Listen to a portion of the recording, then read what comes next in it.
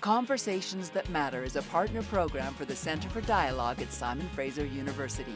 The production of this program is made possible thanks to the support of the following and viewers like you. Giselle Portenier, welcome. Thank you. We're talking about a pretty tough topic today, and a lot of people don't want to talk about it. And is it because of the fact that we're talking about female genital mutilation, or is it because it is a women's issue in a third world country or a perceived third world country that we go, there's nothing I can do about it? Like, why is it that people want to shy away from this topic?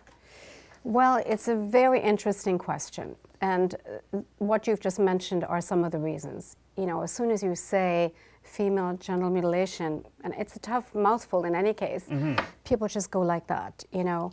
So it's hard to talk about, and it's hard to talk about as well because people feel they can't do much about it. But, you know, all of that is actually not true. And the other reason that people don't want to talk about it is because they are scared. What are they afraid of? They're scared of being called racist. And this is the bit that I think is particularly... It's only black Africans that do this? Well... Because it's not. It's not. It's an issue that concerns at least 29 countries in Africa. It's part of the Arab world. It's recently been discovered to be happening in Russia, in Colombia, in India. However, it is part of other people's culture. It's deeply ingrained tradition in other people's culture. And people are afraid to speak up and say that it's wrong because it's someone else's culture. Maybe we should just let them get on with it. Of course, it's completely wrong because what's happening to children as young as, well, sometimes on the day they're born up to the day before they get married. So the age range varies quite a bit. We're not talking children, we're talking girls. We're talking girls. This is something that is done to girls. It's a fundamental human rights abuse committed against girls. Young girls, young children, and teenage girls, and sometimes even a little older than that. It's a violation of their human rights. It's a complete violation of their human rights. And you mentioned initially that people think of it as a women's issue. Well, of course, it's not a women's issue because the girls get married to men. And when they do get married to men, they're much more likely to die in childbirth. They're much more likely not to enjoy sex. And it's also the men that are demanding that it be done in many of the cultures. A lot of FGM is performed for financial reasons, because if a man wants a cut girl and he has to pay a bride price for the girl, he's prepared to pay a higher bride price for girls that have been cut. That's the economics of this? That is the father basically says my daughter is worth more money if she's cut than if she isn't. That, I'm afraid, is a big part of the problem. And this is the father? It's the father. It could be the brothers. The brothers might be saying they want their sister cut so they can get money to get their own bride. Or the parents want the daughters cut so they get more money so they can send their boys to school. Because what invariably happens when the girl is cut, not invariably, but very often, she's married to a man shortly thereafter. And the men are usually 2 or 3 times their age and often already have several wives. And they will pay a dowry. And they will pay a dowry, or also known as a bride price. That's right. To the parents or the family. That's right. Do we know why this started as a practice and when? We don't really know when it started, but it predates Christianity and it predates Islam. So it has always been not a religiously demanded thing. It has been part of people's culture. And you know, we practiced it in the West as well. What? Yes, until the late 1950s it was done in Europe and in the USA allegedly to cure women of things like epilepsy, hysteria, masturbation problems, nymphomania. So it was done to women here. I mean, there are different forms of it, but the mildest form was performed on women in the West until the late 1950s. Oh my gosh. People don't know that. That's horrifying. It is, but it's part of our culture. Well, then what happened here that we were able to put an end to it, and what lessons can we learn from that we can now hopefully put pressure on other cultures to say, this is a violation of these young women's rights. Yes.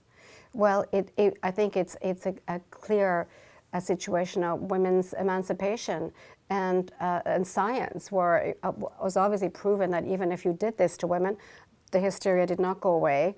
Their nymphomania might have gone away a bit because because there'd be no pleasure left if there's no pleasure, sex, right? absolutely. Yeah. But it certainly didn't cure epilepsy, you know. No. So. But does it not also introduce problems, particularly in childbirth? It does. It does. Women are much more likely to die in childbirth in countries where FGM is prevalent than in countries where it isn't. So, for example, in 5 of the highest prevalence countries, women are dying at the rate of 500 per 100,000. And to put that in perspective, 500 per 100,000. Yeah, just from the operation? No. Or complications that are associated complications, yes. I mean, some of those women would have died anyway because healthcare is not there what it is here. But it is hugely increased in countries that have a prevalence of FGM. And just to put that in perspective, in Canada, the maternal mortality rate is 6 per 100,000. 6. And in those countries, it's 500. Now, the other thing, like I have horrifying images of just the whole practice. You've got these young girls who I'm sure there isn't a single one of them that says, okay, I'm fine with this. Well, if I may interrupt you, there are some that say they're fine with it. They've been indoctrinated. They're indoctrinated and they're bribed. So the parents will tell them, this is what we do in our culture. And it's a rite of passage. And after this is over, you're going to be a young woman and you're going to get lots and lots of presents and new clothes. And what young girl anywhere doesn't like to get a few more bits of clothing? So they're lured into thinking that it's harmless, that it's part of a beautiful rite, a beautiful tradition. And they're often lambs led to slaughter. Because the reality, of course, is that it is extremely painful, and they've seen their friends die, and they've seen their sisters suffer. But they kind of get swayed, as children do. They're children, after all. They can be persuaded of lots of different things. Well, it's not happening in hygienic, sterile environment that we can conceive of in a North American hospital. No. The conditions are... The conditions vary. But they're often extremely crude, done by someone who has no training and who basically wields a razor blade, which may have been used at best, and may have been used on more than one girl. So infection is rife and HIV is also an issue.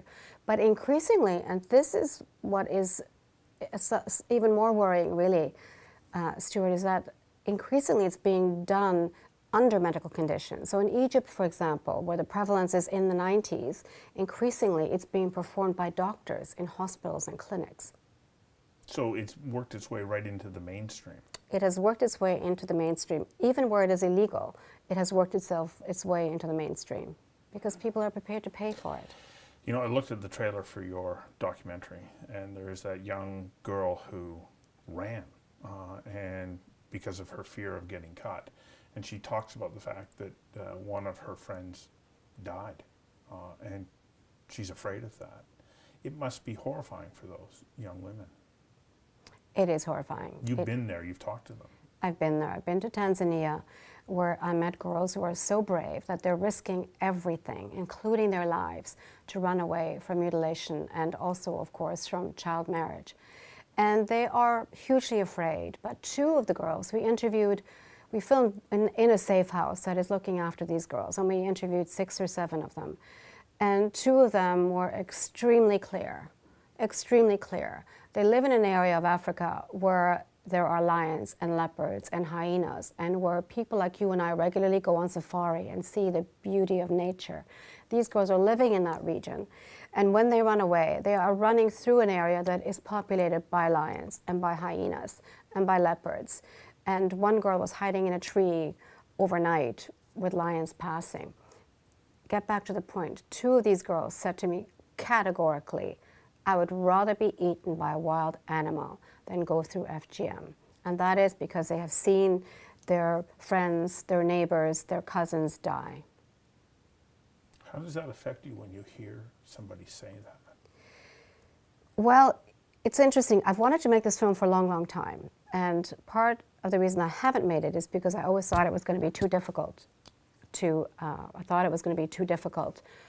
make the film. Another reason is, and it's mostly B, that I haven't got any funding for it. I still haven't got any funding. But I wanted to, but this film is different emotionally because I'm trying to tell a good news story. Of Right. course, You're not sitting there just telling us the horrors of I'm not telling you just the FGM. horrors. Yeah. I'm telling you the story of what I call the most courageous girls in the entire universe because they're risking everything, including their lives, to run away. And so that gives me That's hope. only part of the risks that they face going forward. Getting across that savannah to a safe house, one, they got to dodge all of these other hazards, which would I assume include human beings as well. Absolutely. It includes their own parents who might track them down, which did happen in one story that I heard. And In bring fact, them back. the very girl that hid in a tree from the lion, she was with a friend. And the next day they made it to someone's house, but the other girl's parents tracked them down and took the girl home. So she did not escape the fate of FGM, and she was soon married off to an older guy. So there are those sad stories. But the beauty of the safe house in these girls is that they are risking everything. They are getting there. And the woman who runs the safe house, her name is Mama Roby. That's what the Africans call their women, Mama Roby. So Mama Roby, who runs the safe house, is one of the most charismatic people I have ever met and one of the most committed people I have ever met. She's incredible. So she looks after the girls in the safe house, but she doesn't just look after them. So they don't just run away and stay away. There is a solution at hand. It's not a Band-Aid solution. Well, Mama it Roby can't goes, be because they've still got the rest of their lives ahead of them. absolutely. So Mama Roby, well, after the girls she spends the next few months going back to the village, and she and her team meet with the families of each and every girl, trying to persuade them to mend their ways, not to cut their daughter, not to marry her off, and to let her continue to go to school. And she's very successful. I've seen it in action. It's What's her absolutely argument brilliant. that works? She has many, many arguments, but one of her main arguments is that if you don't cut your daughter, we have taught her some vocational skills at our safe house, like sewing, for example. So every girl goes back to the village with a sewing machine. And so her argument is, your daughter's going to come back with a sewing machine. She's going to be able to sew clothing for the villagers. She's going to be able to look after herself. She might even buy you a new house or build you a new roof. She'll contribute more to the family this way than she would if you were to sell her off. She would contribute way more this way than if you sold her off. And I saw it in action. I went with Mama Roby to a village to look for a girl that had recently returned with a sewing machine. We didn't track her down at the little tailoring shop where she was working, so we had to drive another 10 minutes and then walk for 10 to get to the village and to the house where this girl lived. And there she was, all dressed and ready to go to work. And her 3 brothers were there as well. Beautiful young men, ranging from 24 to 30 years old. So we plopped them down and talked to them. And they confessed. One of them said, truth is God's friend. So I have to admit that I really wanted my sister to be cut so we could get some cows, so I could get my own bride. But now that I see her back in the village and she's supporting herself and contributing in such a big way, we've changed our mind. And we're not going to cut her, and we're not going to marry cut girls either. So there was one family changed. It was brilliant. Wow. It was beautiful. I love Mama Roby. I love Mama Roby. I can't wait to go back in December to see her again. Yeah. What an innovative thinker. She understood the nature of the problem. Absolutely. So that's a homegrown solution.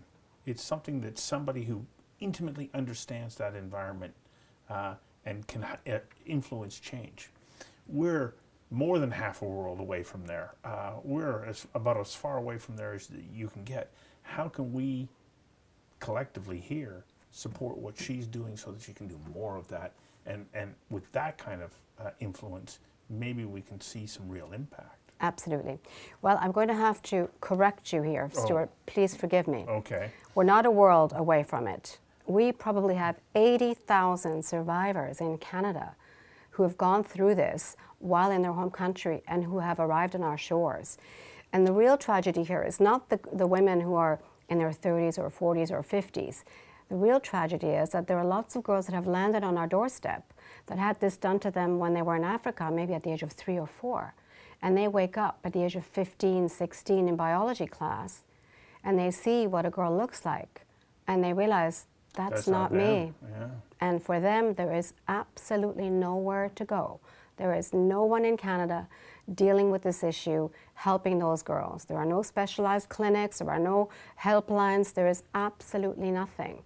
So the first... And you said there's 80,000 women, young women in Canada who have been inflicted. Yes. Not necessarily young, just survivors. So they could be children, or they could be women in their 60s or 70s. And I did this statistical analysis myself, so it's not scientific. But I looked at the census, the Canadian census. I looked at immigration from affected countries. I looked at what the percentage of women were that were cut in those countries. I put it all together, and I came up with more than 80,000, maybe upwards of 100,000, but certainly I would think at least 80,000. The problem is, Stuart, that the Canadian government hasn't done any of this analysis. They are not paying any attention to this issue. They have no clue how many women are here, and they're also not supporting initiatives in the developing countries where this is happening. And that's a big problem, because all the other developing countries are doing that work. UK has got helplines, hotlines, trained border guards to spot children that might be being taken back to Africa, specialized clinics, and so on and so forth. If it's happening at a larger number or rate in, let's say, Tanzania, and we've got Mama Roby, what can anybody who is watching this interview do to be of assistance? How can they help? One, I guess they can help you make your movie, but beyond that, also, what else can we do to educate people that this is not acceptable? Well, they can support my movie. I mean, I would really love them supporting my movie, because my film about the most courageous girls in the world is not just a film. I want it to be a movement. I want people to get involved, people to speak up. So the most important thing I think people can do is to speak up and to inform themselves, not to shy away from it, and to be absolutely crystal clear that this is not about culture. This is about a fundamental human rights abuse, and every child everywhere in the world has a right to be protected from harm. So that's the first thing they can do. Speak up. The second thing I would suggest people do is I would ask every Canadian who cares about children's human rights to write to their MP, to write to our Prime Minister, to write to Sophie Gregoire, and ask Sophie Gregoire, ask Justin Trudeau, ask their MP to invest money in the developing world. Send some of our development dollars to fight FGM and to fight child marriage. And then also ask them, find out how many kids in Canada are at risk, how many survivors are there here, what do we need to do as a society to support them? That's if you care. But That's if you as care. you pointed out, there's a lot of people who don't even want to think about this. And I'm sure that you've run into quite a number of them. What happens when you come up against somebody who goes, but why should I care? What's the answer to that? The answer to that to me is very simple. We live in a global world. We have to care. As a species, we won't survive if we don't care about each other, if we don't stand up for each other's fundamental human rights. So it's a very simple thing to me. I know I meet lots of people who say, well, you know, that's over there, and even if it is over here, it's not my family. Well, to me, it's just not good enough anymore to care about yourself or your family or your community or your neighborhood or even your country. We have to care about other people elsewhere, especially in this day and age where we actually get so much. And we get the coffee from Colombia, we get the chocolate from Africa, we get steel from elsewhere. So we're all involved, and we have to take responsibility. A previous guest, Patricia Lytle, co-authored a book called The Hillary Doctrine when Hillary Clinton was Secretary of State in the United States. She said the subjugation of women, which this is not only a human rights issue, it is a national and international security risk, because when you live in an environment where women are subjugated, you see tremendous spikes in violence, and they become breeding grounds for terrorism. And so if you link all of that together, we should care, because it affects the way that men in those societies act with one another, and how they perceive violence. Absolutely. I couldn't agree more. And the other reason, of course, we should care is because women who aren't subjugated are economically much more successful. And when 50% of the population isn't contributing to the economy, you're actually condemning yourself and your country to poverty. Mm-hmm. Well, and then add to that fact that I'm horrified that somebody could do this to another person. That's enough to stand up and say, this isn't right. But I love this approach of saying, okay, I understand the economics behind this. Here's how I'm going to help you see the world in a different way. Yeah, absolutely. And Mama Roby does see it very clearly, and she's so committed. And through your film, you'll be able to shine light on what she does and hopefully get more of us to be able to support a change. You know, the important thing about my film is that films have been made about this topic, and I haven't made one. But they have been made. But what has never been done before is the girls. Their voices have never been heard before. The films have been made before, and there have been some very good ones. Films that I admire deeply. Mm-hmm. They talk to activists, they talk to the adults, they talk to the mothers and the fathers and the woman who does the cutting and all of that. But what's been missing are the girls' voices, and our film is going to focus on the girls and bring you their stories of courage, of determination, and of clarity, because they are clear that this is a human rights abuse and they want their human rights protected. So this one young 13-year-old girl, the same girl that hid in the tree from the lion, I said to her, but you know, Janet, your parents are your parents, and even in our society, our parents get to decide what happens to us. That's just a fact of life. So don't they have a right to do that? And she just looked at me and she said, parents have a right to educate their daughters and to help them fulfill their dreams. They do not have a right to mutilate them. It's pretty simple. It's pretty powerful, isn't it? It's very powerful. Thank you for bringing Thank you very voice to much. what this incredible struggle and those brave girls. Thank you very much. Pleasure to be here.